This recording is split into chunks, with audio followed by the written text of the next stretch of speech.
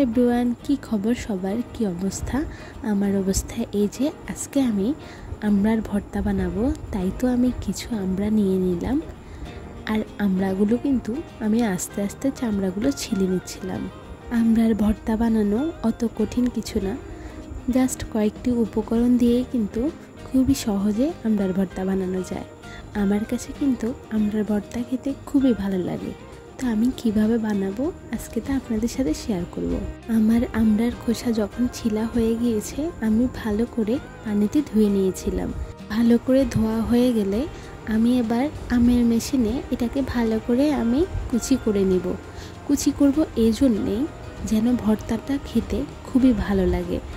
আর কারো যদি এমন হয় যে টক খেলে দাঁতের সমস্যা হয়, তাহলে তাদের জন্য এটা সুবিধা হবে, যেহেতু এটা একদমই ছোট ছোট হয়ে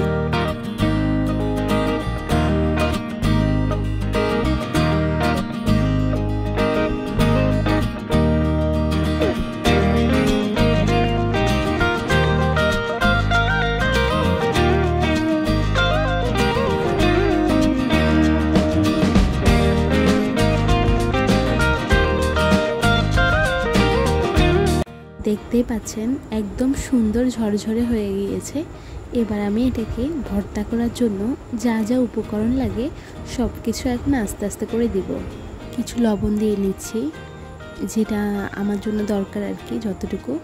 তারপরে আমি কিছু মরিচের গুঁড়ো দিয়ে নিচ্ছি, আর যেটা খুবই দরকার সেটা হচ্ছে কাসুন্দি। কাসুন্দি না দিলে আপনি এটা স্বাদই বুঝতে পারবেন না। তা আমি এখানে ভালো করে কাসুন্দি দিয়ে মেখে নিচ্ছি। কাসুন্দি দেওয়ার পর স্বাদ কিন্তু দ্বিগুণ হয়ে যায়। আপনারা কিন্তু বাসায় অবশ্যই ট্রাই করবেন, দেখবেন কেমন লাগে। আমি যেমনটা বলেছি তেমনটা হয় কিনা। তা আমি আসলে এখানে এক হাতে মোবাইল ধরেছিলাম, অন্য হাতে আমার মাখাতে একটু সমস্যা হচ্ছিল। তো যাই হোক, আসলে আমার এরকম আমরা মাখানো খেতে এত যে ভালো লাগে। আপনাদের কার কার কাছে এমনটা ভালো লাগে অবশ্যই আমাকে কমেন্টে জানাবেন।